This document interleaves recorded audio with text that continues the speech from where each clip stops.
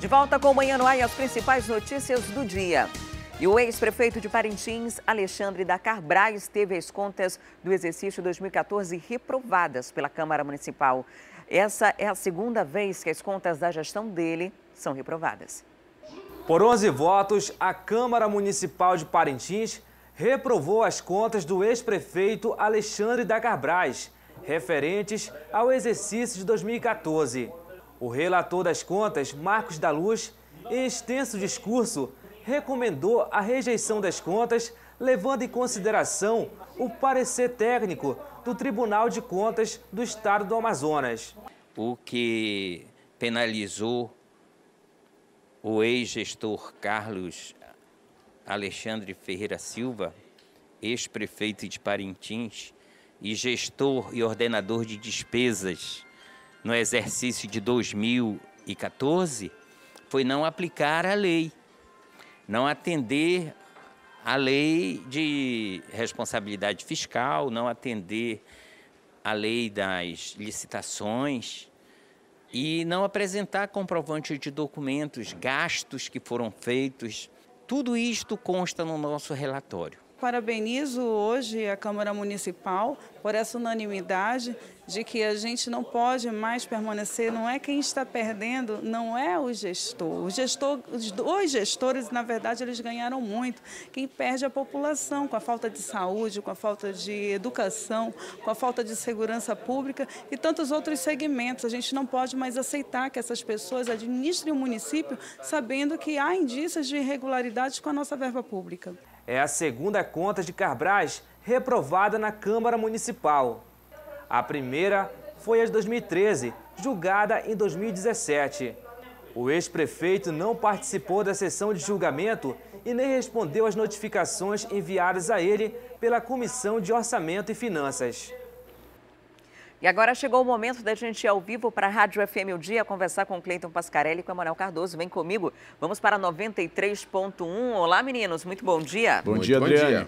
Vamos começar falando aqui sobre o resultado da eleição ainda. O Tribunal Superior Eleitoral defere o registro de candidatura de Abdala Frache. Abdala, mesmo tendo uma votação muito expressiva, poderia ficar de fora por conta de uma condenação de 2011. Mas agora, em última instância, teve o seu registro garantido ali e os votos validados, né? Exatamente. O relator no Tribunal Superior Eleitoral, o ministro Luiz Roberto Barroso, reformou a decisão do TRE. Essa decisão fez com que o candidato concorresse à eleição com registro pendente, mas agora, depois dessa decisão do TSE, então ele valida os 18.700 e poucos votos que ele teve, assume então uma das 24 cadeiras na Assembleia Legislativa do Estado e o companheiro de legenda que iria para a vaga já não vai mais. Então, Abdala Frache confirmado então como deputado estadual reeleito do estado do Amazonas. Abdala, que teve mais de 18 mil votos, e quem fica de fora na coligação do que ele faz parte do partido Podemos é o Tiago Falcão. Tiago Falcão, portanto, que assumiria caso o Abdala tivesse o registro negado, fica de fora do parlamento e ele se mantém deputado estadual. A condenação de Abdala Frache é uma condenação de 2011 por cartel na Operação Carvão, uma operação que investigava o sistema de cartel utilizado nos postos de combustíveis aqui da cidade.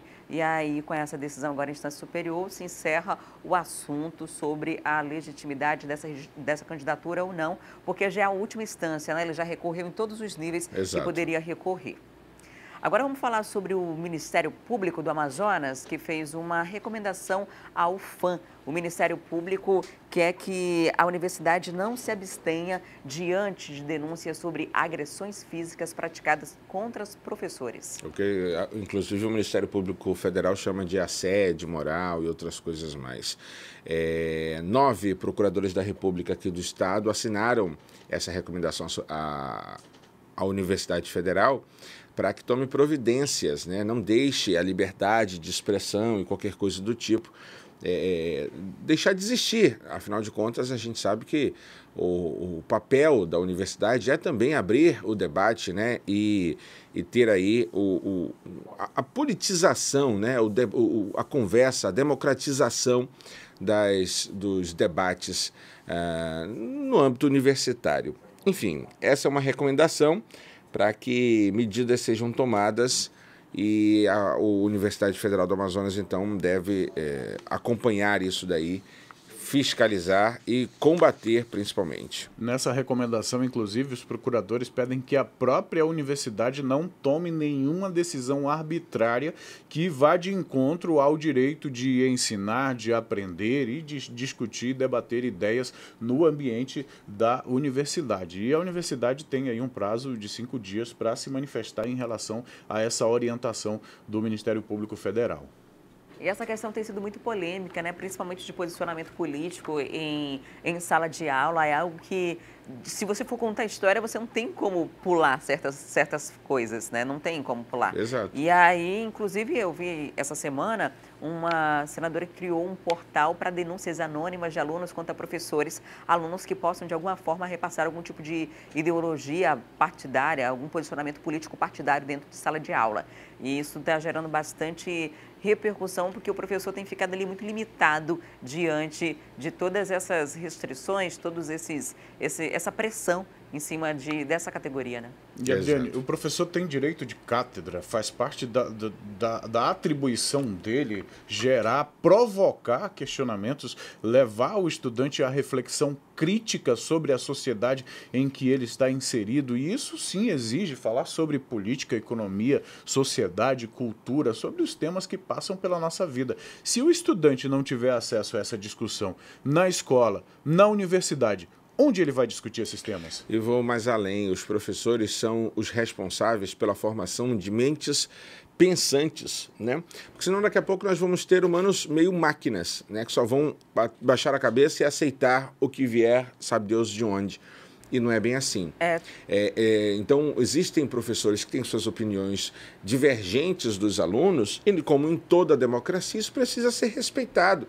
Ali é a opinião do professor e também tem a opinião do estudante. Agora, não dá para chegar à violência, não dá para cercear a expressão nem do estudante e nem do professor. Enfim, no ensino, a liberdade de expressão precisa ser levada em consideração. Tanto que ontem os ministros do Supremo Tribunal Federal confirmaram que aquela fiscalização que aconteceu da Justiça Eleitoral nas universidades públicas às vésperas do pleito era uma fiscalização ilegal. Ilegal, arbitrária, inclusive o próprio Tribunal Superior Eleitoral diz que abriu a investigação sobre a postura desses agentes eleitorais nos estados onde houve essas fiscalizações. Uma coisa que chama a atenção nessa decisão dos ministros do Supremo é que, primeiro, a ministra Carmen Lúcia tomou essa decisão de forma liminar. Monocrática, né? Mas e depois essa questão foi apreciada e aí a gente teve uma decisão unânime da Corte, o que é muito difícil de acontecer, pelo menos nas últimas decisões que a gente tem acompanhado nos últimos tempos, né? A Corte está sempre dividida ali, são decisões divididas, mas neste caso todos os ministros foram unânimes em reprovar esse tipo de abordagens que foram feitas dentro no ambiente das universidades, justamente por conta do direito de expressão e de reunião também. Para que as pessoas entendam, o que aconteceu bastante em algumas universidades foram faixas distribuídas para todo canto, com palavras e frases do tipo direito contra o fascismo, em favor da parlamentar Marielle Franco, lá do Rio de Janeiro, que foi assassinada, enfim, e essas questões foram apontadas pela Justiça Eleitoral como eleitoreiras contra um candidato ou outro, e o que diz a legislação que é proibido em qualquer espaço público. Então, a Justiça Eleitoral entendeu de um jeito, o Supremo entendeu de outro, constitucionalmente falando, e agora vem aí a decisão de que isso não poderia ter sido cerceado, que os estudantes e os professores, enfim, numa universidade pública, têm o dever da liberdade de expressão e de se comunicar ali da melhor forma possível. Vale lembrar também que essa liberdade de expressão pode ser dos dois lados, posicionamentos políticos divergentes. Claro. Não precisa necessariamente concordar com as faixas ou qualquer outra coisa, porque o problema, de forma geral, é você não poder se manifestar, né? Você não poder discutir politicamente um assunto, porque tudo está virando uma grande confusão, né? A gente espera que essa ressaca de eleição passe e as coisas comecem a se normalizar. O problema é a censura, né? Agora, falando em ressaca de eleição, o governo do estado está em ressaca de eleição ainda? Porque hoje é ponto facultativo? Hoje é ponto facultativo, né? Feriado é só emenda amanhã. Com feriado. Tá mais ou menos assim. Na segunda-feira mesmo, alguns órgãos públicos, inclusive, estavam realmente nessa tal ressaca, né? Estavam mais tranquilos, mais brandos ali, trabalhando mais devagar. Agora vem o ponto facultativo. Enfim, tá nessa ressaca aí, né? Vamos ver como é que vão ser os próximos dias todos. Lembre que no começo desse mandato não tinha folga de feriado No emprestado, início, né? Era tudo passando por cima, porque tinha pouco tempo para arrumar tudo, então não tinha feriado, não, agora está compensando os feriados e os pontos facultativos. A Prefeitura também decretou o ponto facultativo para o dia de hoje, o que dá para muita gente aproveitar para ir nos cemitérios da cidade. Afinal de contas, amanhã é finados, amanhã é super lotado e muita gente se antecipa também para conseguir fazer as visitas, né? Parece que a pressa acabou, né, Adriane? Parece que o ano já terminou, inclusive. Chegamos a novembro. Muito obrigada, meninos, pela participação. Um excelente dia para vocês. Amanhã eu não vou estar aqui com vocês. Até amanhã. Olha só. Eu vou ali rapidinho, fazer um negócio rapidão. Vou te contar. Coisa boa é uma folga de vez em quando. Tudo bem. Bom feriado para você. Entrei na ressaca de eleição também.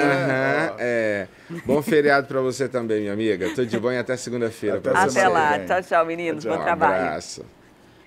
E a Justiça Eleitoral absolveu 5 candidatos que disputaram as eleições deste ano pelo derramamento de material de campanha, os tradicionais santinhos, em uma escola no município de Manaquiri. De acordo com a decisão do juiz Ricardo Augusto Salles, publicada no site do Tribunal Regional Eleitoral do Amazonas, o Ministério Público não conseguiu provar a culpabilidade dos então candidatos Davi Almeida, do PSD, Gedeon Amorim, do MDB, Maiara Pinheiro, do PP, Jana Tabosa, do PV e Raimundo Guedes, do MDB, pelo crime.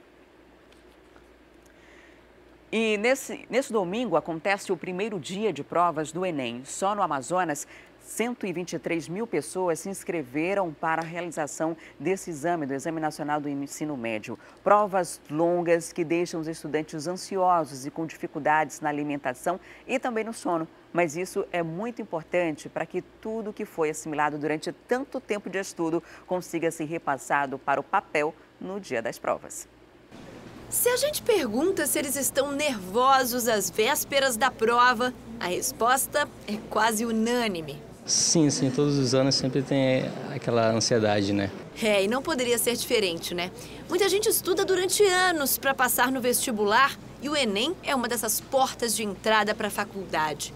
Para muita gente, a realização de um sonho e o passaporte para uma vida melhor.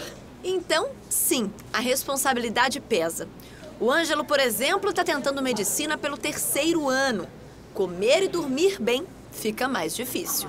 Sempre complicado, né? Agora, no último vestibular que eu fiz, eu não consegui dormir bem. Eu acho que eu dormi mais 3 horas da madrugada e acordei cedo, acordei mais 7. Não consigo, assim, por mais que eu tente, mas sempre fico à noite revirando na cama. Não tem um segredo assim para ficar tranquilo e dormir tranquilo.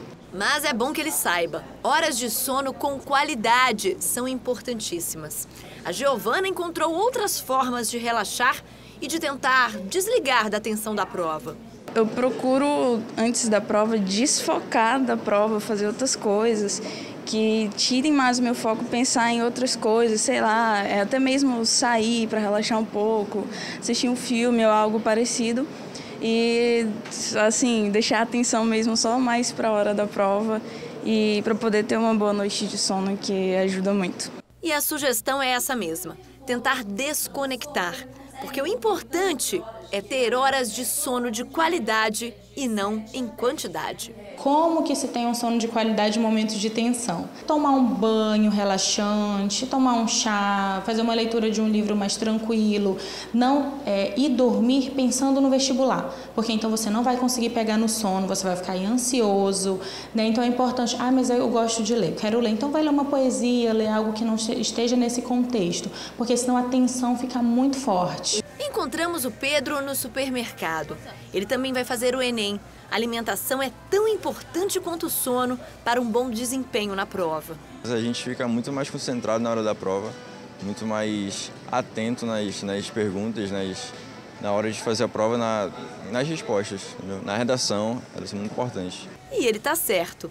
Hidratação, chocolate, frutas na hora da prova.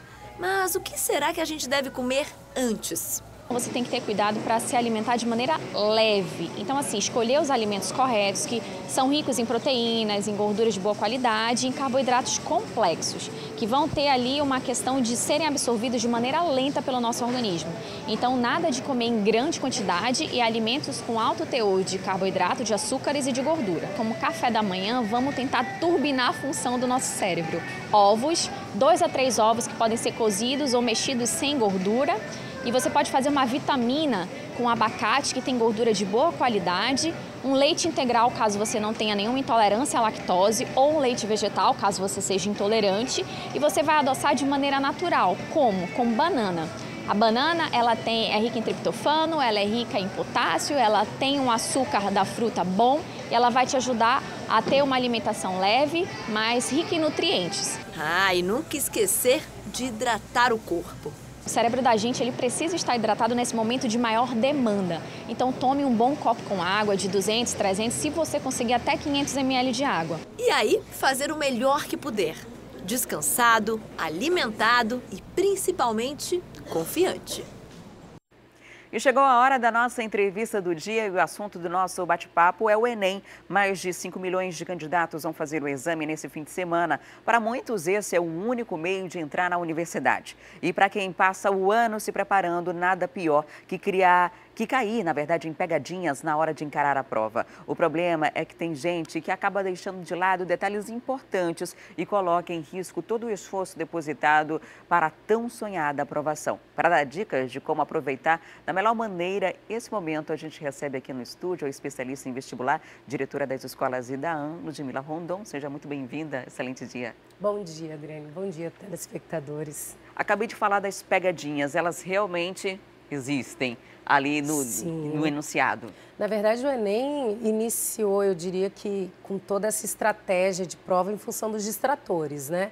Então é importante o candidato saber que a cada questão, nos 5 itens, a ideia é que ele busque os distratores. O que são os distratores? É o que deixa a alternativa errada perante o comando da prova.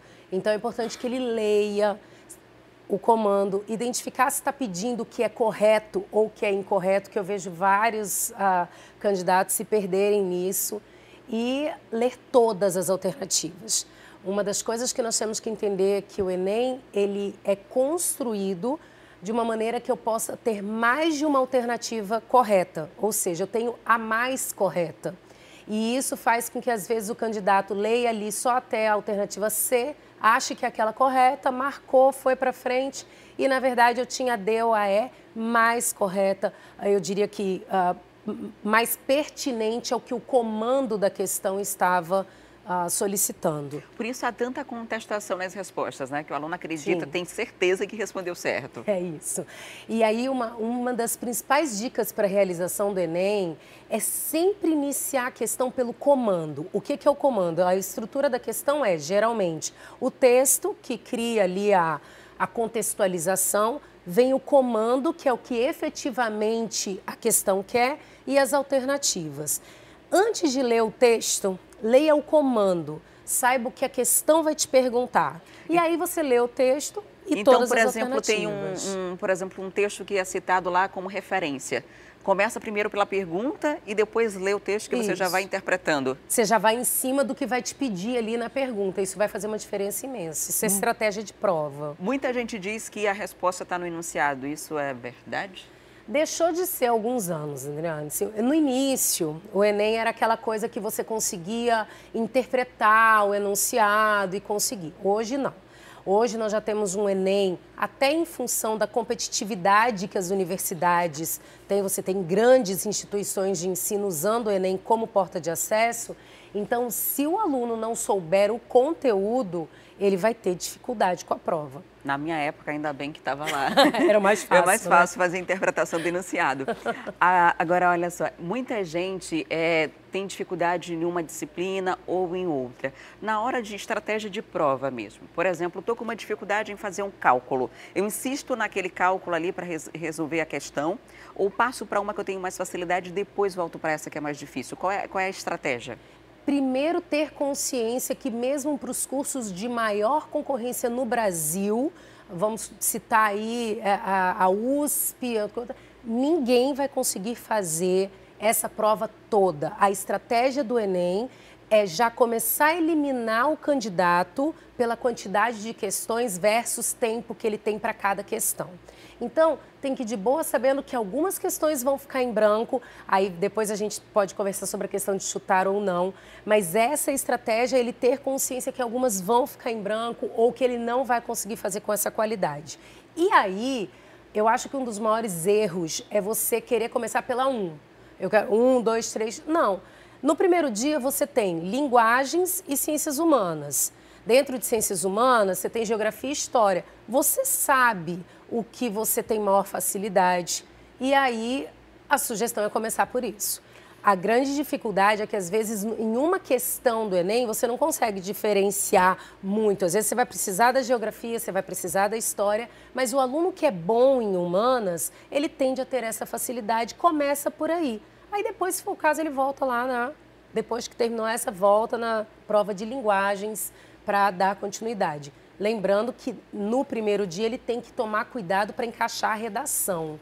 Esse é um desafio, porque Começaria com a redação? Sempre. A principal dica é, leia o tema da redação. Se ele te trouxer segurança, se você consegue falar sobre ele, inicia e sempre acompanhando o tempo que o fiscal tem por obrigação de fornecer. Geralmente eles escrevem no quadro. Essa redação ela não pode passar de 1h15 e 1h30, porque senão ela vai te prejudicar no restante da prova. Então, começa pela redação. Se você pegou um tema que você não tem domínio, aí vale a pena você fazer a prova de linguagens, porque geralmente dentro da prova de linguagens algumas questões acabam trazendo textos, algumas ideias que possam te despertar ideias para redação. Olha só, a gente preparou aqui algumas dicas, pesquisamos na internet em sites especializados, alguns dos assuntos que foram bastante discutidos ao longo do ano e que de repente pode estar ali, né? Fake news e seus impactos, memória e patrimônio cultural, isso aqui é muito relacionado ao incêndio que aconteceu lá no Rio de Janeiro. Aí tem décidas entre jovens também, que é um assunto sempre pertinente, greve dos caminhoneiros, dependência das rodovias. A gente viveu a greve dos rodoviários que afetou todo o país, uma crise de abastecimento mesmo. Machismo, feminismo, conservadorismo, que são assuntos principalmente discutidos durante o período eleitoral. Pode ser que seja um desses temas aqui, pode ser que não seja nenhum desses temas. É importante estar atento a tudo que acontece, não necessariamente nos livros paradidáticos, nos assuntos de história, mas na atualidade, né? Acompanhar jornais. E sempre, assim, o Enem vai ter como característica temas sociais. Ele não vai trazer discussão política, enfim, até pela característica da prova. Importante, até em função da gente acabamos de sair de um processo eleitoral. Eu sugiro aos candidatos que não entrem nesse mérito dessa discussão eleitoral. O tema ele tende a ser social. Então, realmente, buscando a juventude, a terceira idade, a questão dos direitos humanos. E o tema vai buscar esse caminho. E aí é sempre importante que você tenha o que falar para se destacar, né? Então, é importante o embasamento, você mostrar que entende desse tema ou que você tem um dado, uma reportagem, uma citação indireta, alguma coisa que te diferencie, porque senão a tua chance é cair no senso comum. que o que todo mundo vai falar. Na reportagem, por exemplo, a gente utiliza muitos dados, né, números, e esses números enfatizam, dão credibilidade àquele texto, né? A gente, inclusive, preparou aqui uma sequência da organização de uma redação, o que ela precisa ter ou não, né? A introdução aqui com tema, tese, problema e 2 argumentos, passando depois para o desenvolvimento, aí, que é a continuação desses argumentos, exemplos com fontes confiáveis, aí entra aí as citações de reportagens, números, tem teorias, dados estatísticos que reforçam, dão embasamento ao que você está escrevendo ali, para que não seja apenas na base do achismo, né? Isso. E nem só de internet, né? Só...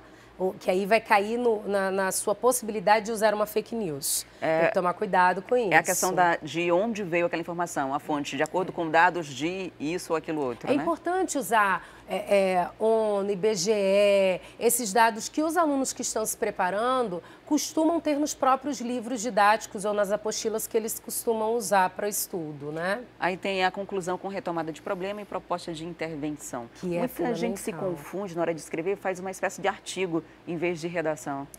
O Enem, ele exige que você se posicione e apresente uma solução para isso. Qual é o problema, né? Delimita esse problema e propõe a solução.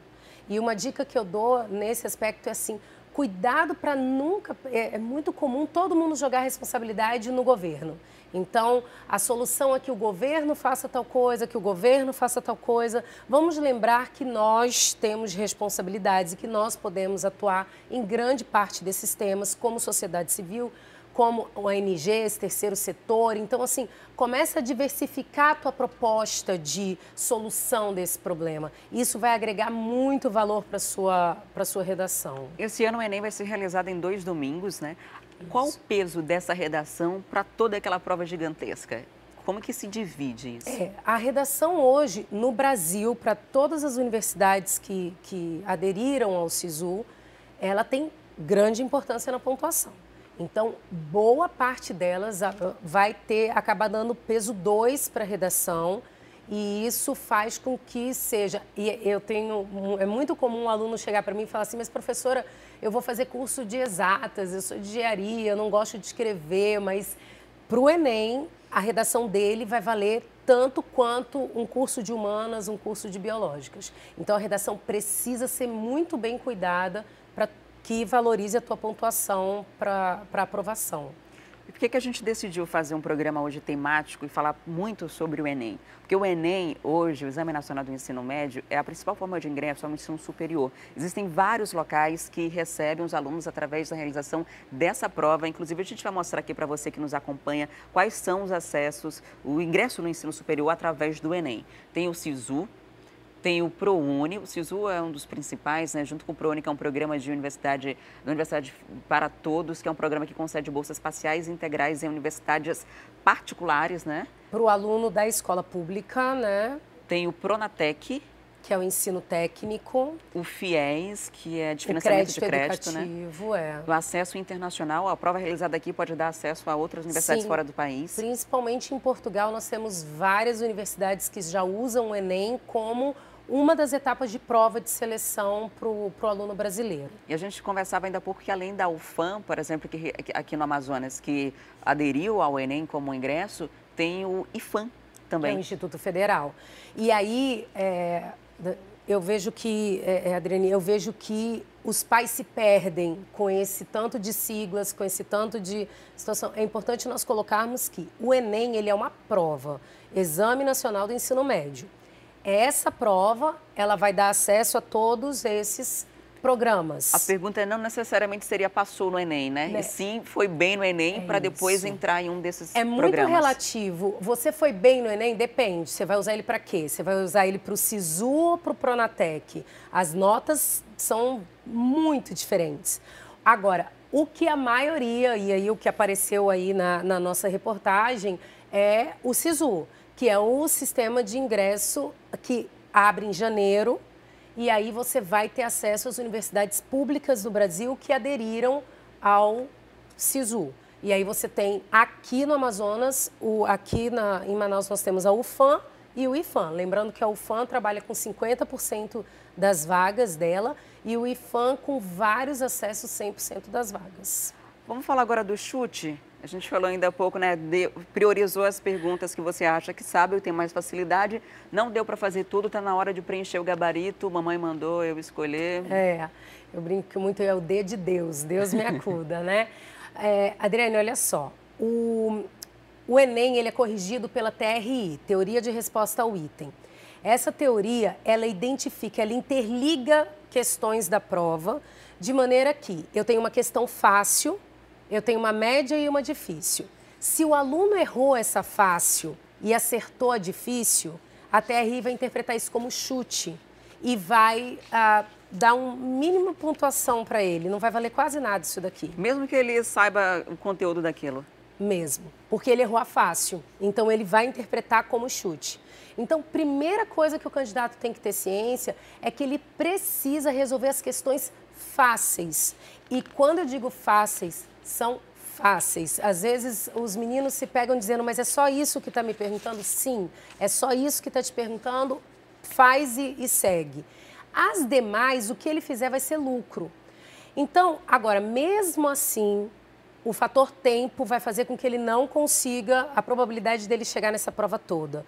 A minha recomendação é chutar, sim, mas não um chute cego.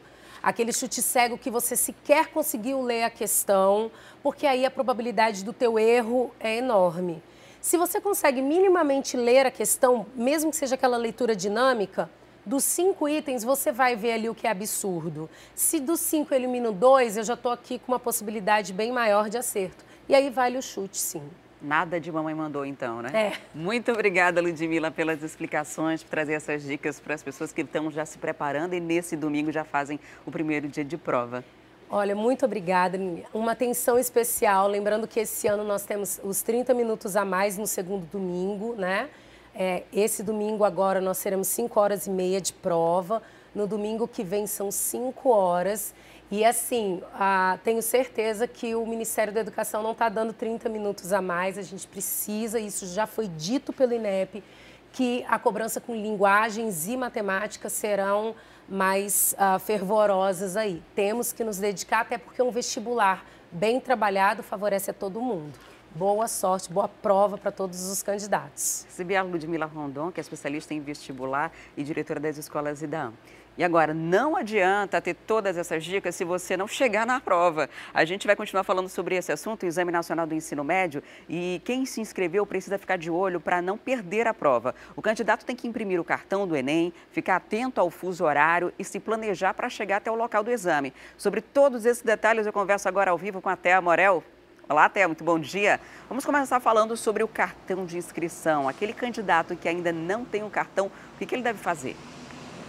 Bem, Adriane, o cartão de inscrição do Exame Nacional do Ensino Médio, pelo menos foi essa a informação que foi repassada para a gente, iria ser mandado pelo correio, mas a gente sabe que os correios sempre têm problemas, pode ser que muita gente não tenha recebido. Então, tem 2 maneiras práticas para que essas pessoas possam acessar esse cartão. Uma delas, através da internet, no portal do candidato, no www.enem.inep.gov.br. É muito importante você fazer a consulta desse cartão, porque é nesse cartão que está o local onde você vai fazer a prova, que estão todas aquelas informações como o horário, né? E também tem um aplicativo que é o Enem 2018, que você pode baixar no seu celular para você fazer essa pré-consulta. Por que a gente está se adiantando falando disso, né? Esse cartão de inscrição, na verdade, já está disponível para muita gente há bastante tempo. Mas temos sexta e sábado para que esses candidatos possam ir até o local de prova, verificar o acesso, verificar se tem possibilidade de engarrafamento. Aquelas pessoas que vão de ônibus precisam se apressar também. Então, enfim, é muito importante você fazer esse percurso, né, para poder chegar no Enem antes dos portões fecharem, que ainda tem esse detalhe aqui no Amazonas. A gente tem um fuso horário diferente do horário de Brasília. Os portões vão ser abertos aqui na maioria dos municípios do Amazonas às 10 horas da manhã e fecham às 11. Em 13 cidades aqui do nosso estado, que incluem ali, por exemplo, Ipixuna, Tabatinga e Benjamin Constant, esse horário é ainda mais cedo, viu, Adriane? Esses portões vão ser abertos às 9 e vão fechar às 10 da manhã. Então, assim, Teoricamente, a gente aqui no nosso estado já vai ter que chegar mais cedo do que os outros candidatos no Brasil. Já tem que se preparar ali para tomar aquele café reforçado, para sair o quanto antes. E depois que o portão fecha, 11 horas horário de Manaus, 10 horas nos outros 3 municípios que têm fuso horário diferenciado, entendeu? Fechou, acabou, não tem mais jeito, o candidato perdeu.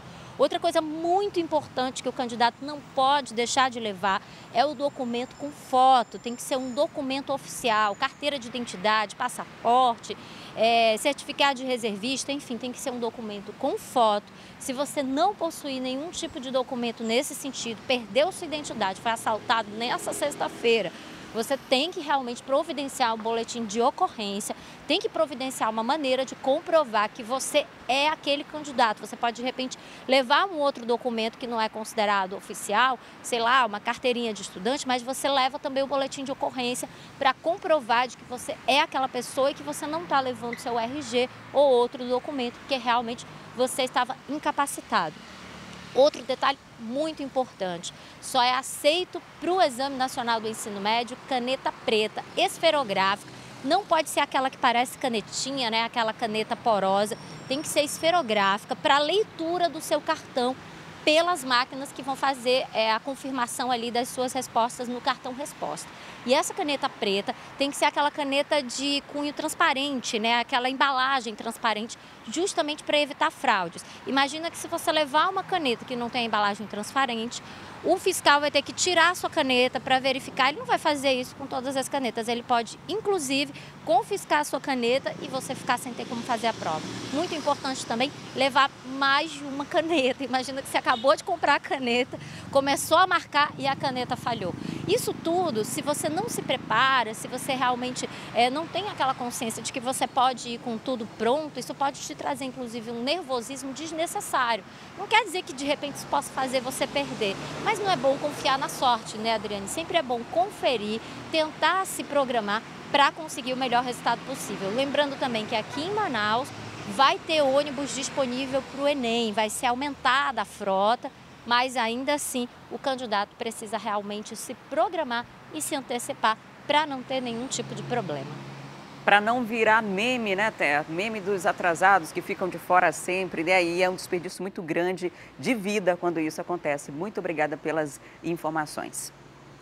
E agora a gente vai para o intervalo e na volta tem casos da área policial. Um professor de uma escola municipal é suspeito de ter estuprado 3 crianças. Em um outro caso, um caseiro é suspeito de estuprar as filhas do patrão. Eu volto em instantes, não saia daí.